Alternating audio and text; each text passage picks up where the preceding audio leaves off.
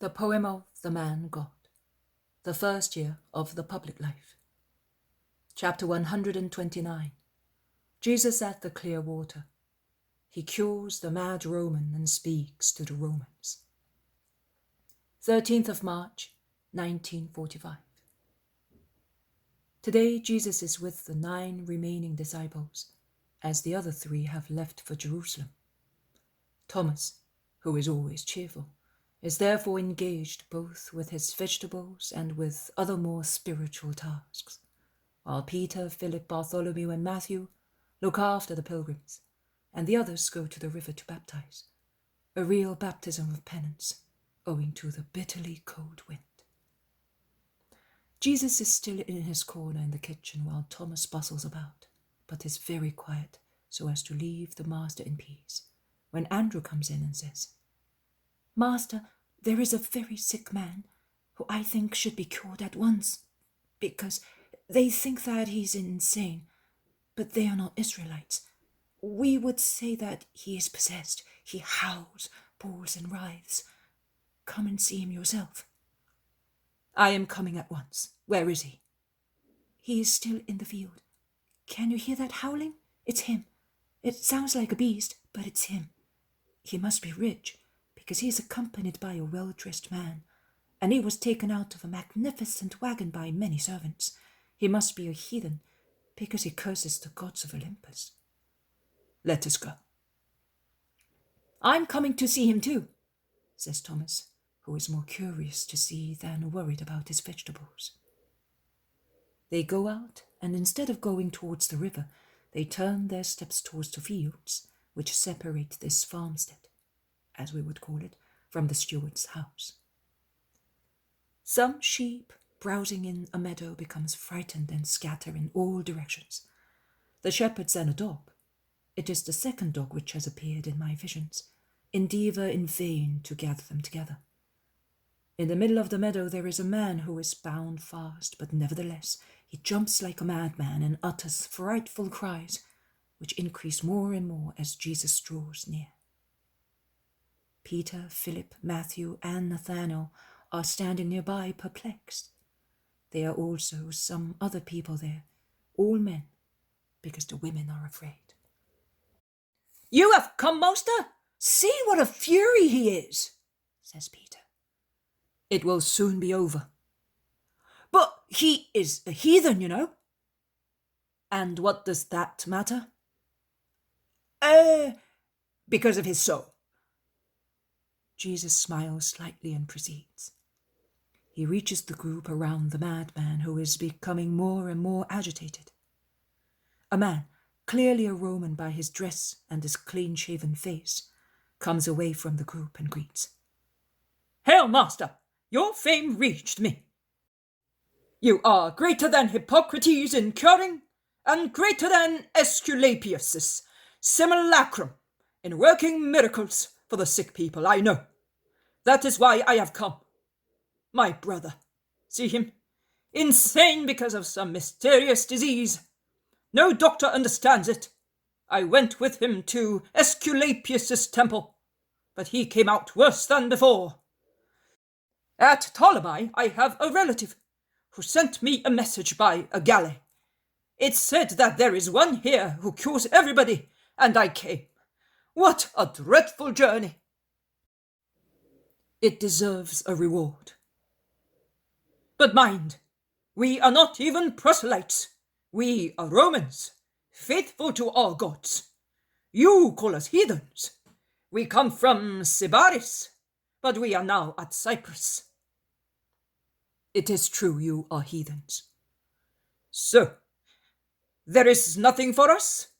Your Olympus rejects ours, or is rejected." "My God, one and trine reigns, one and alone."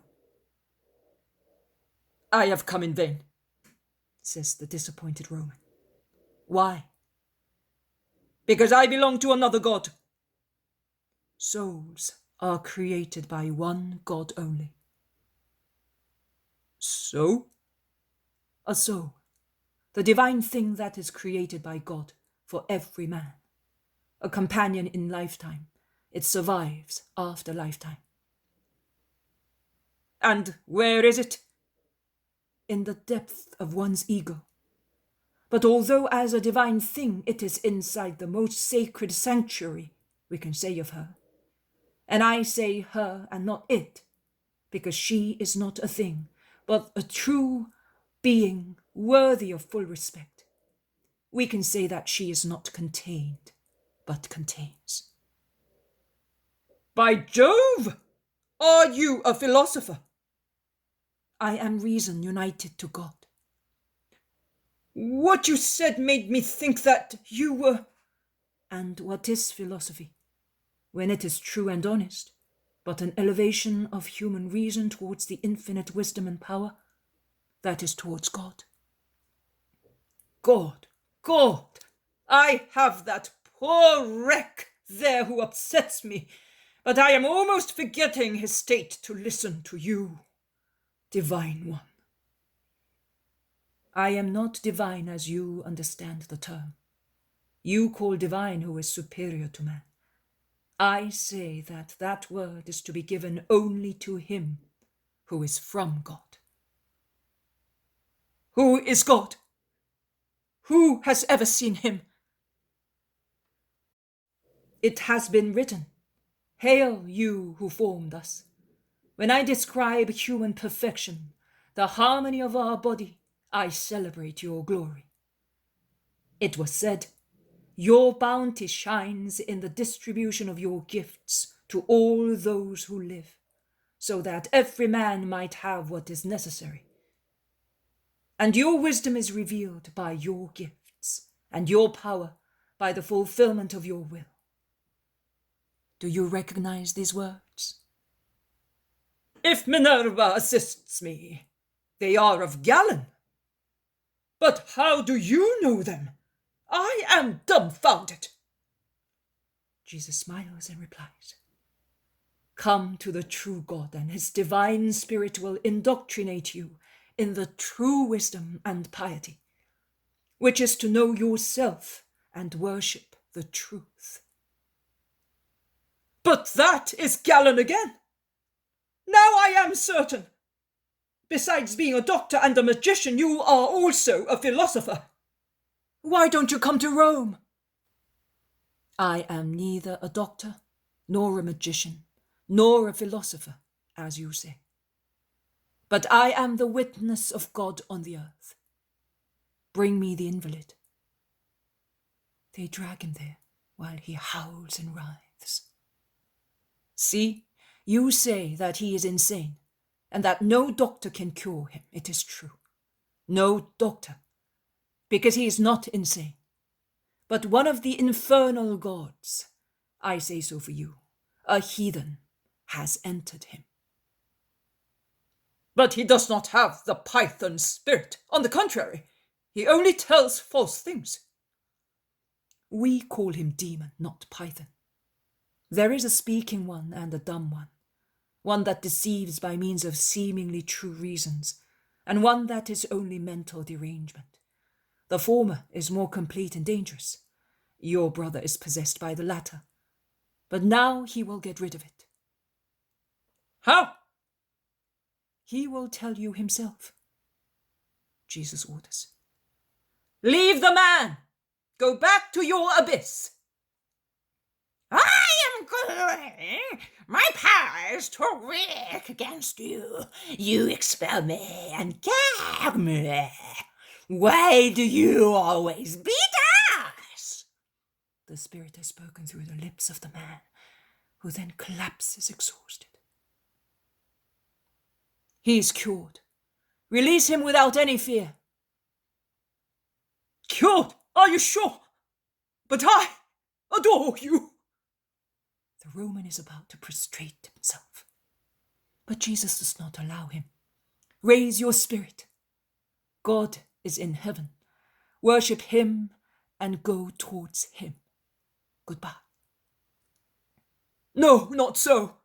At least accept something. Allow me to treat you like Aesculapius's priests. Allow me to hear you speak. Allow me to speak of you in my fatherland. Do so, and come with your brother." His brother is looking around himself, amazed, and he asks, "Where am I? This is not Sintium. Where is the sea?" "You were." Jesus commands silence with a gesture and says, "You were suffering from a high temperature, and they brought you to a different climate. You are now better. Come." They all go, but they are not all equally moved, because in the large room some admire, others criticize the recovery of the heathen. Jesus goes to his place with the Romans in the very front of the crowd. I hope you do not mind if I quote a passage of the Kings. It is said that when the king of Syria was about to declare war on Israel, there was a great honorable man at his court, a leper, whose name was Naaman.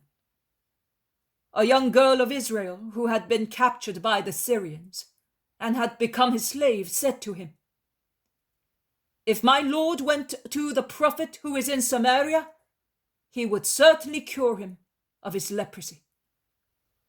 Upon hearing that, Naaman asked the king's leave and followed the girl's advice. But the king of Israel was greatly irritated and said, "Am I perhaps God, that the king of Syria should send invalids to me? This is a trap to make war against me." But when the prophet Elisha was informed of the incident, he said, "Let the leper come to me, and I will cure him, and he will know that there is a prophet in Israel." So Naaman went to Elisha, but Elisha did not receive him. He only sent word to him, "Wash yourself 7 times in the Jordan, and you will be cleansed." Naaman got angry because he thought he had gone such a long way for nothing, and indignant as he was about to leave. But his servant said to him, "He only asked you to wash yourself 7 times, and even if he had ordered you to do much more, you should have done it, because he is the prophet." Naaman then surrendered. He went, washed himself, and was cured. Overjoyed, he went back to the servant of God and said to him, "Now I know the truth. There is no other God on the whole earth. There is only the God of Israel." And since Elisha would not accept any gift, Naaman asked him to be allowed to take as much soil as he would enable him to make sacrifices to the true God on soil of Israel. I know that you do not all approve of what I have done. I also know that I am not obliged to justify myself with you. But since I love you with true love, I want you to understand my gesture and learn by it, so that all feelings of criticism and scandal may vanish from your souls. We have here 2 subjects of a pagan country. One of them was ill, and they were told by a relative, certainly through the words of an Israelite, if you went to the Messiah of Israel, he would cure the sick man. And they have come to me from very far. Their confidence was greater than Naaman's, because they knew nothing of Israel and the Messiah, whereas the Syrian, being of a nearby country and in continuous touch with the slaves of Israel, already knew that God is in Israel, the true God. Is it not right, therefore, that a pagan may now go back to his fatherland and say, "There is truly a man of God in Israel, and they worship the true God in Israel"? I did not say wash yourself 7 times, but I spoke of God and their souls, 2 things with which they were unacquainted, and which bring the 7 gifts like inexhaustible sources. because the plants of faith, hope, charity, justice, temperance, strength, prudence grow where there is the concept of God and of the Spirit and a desire to reach them. Such virtues are unknown to those who, from their gods, can only copy common human passions, increased in licentiousness, as pertaining to alleged supreme beings. They are now going back to their country, but rather than joy of having been granted their request, there is the joy of being able to say, "We know that we are not brutes, and that beyond this life there is a future. We know that the true God is bounty, and he therefore loves us too, and he helps us to persuade us to go to him." And do you think that they are the only ones to ignore the truth? A short while ago, one of my disciples thought that I could not cure the sick man because he had a pagan soul. What is a soul? From whom does it come? A soul is the spiritual essence of man. It is the being, created of a perfect age, which invests, accompanies, vivifies the whole life of the flesh and continues to live when the flesh no longer exists, because it is immortal like him who created it, God. As there is only one God, there is no such thing as souls of pagans or of non-pagans created by different gods.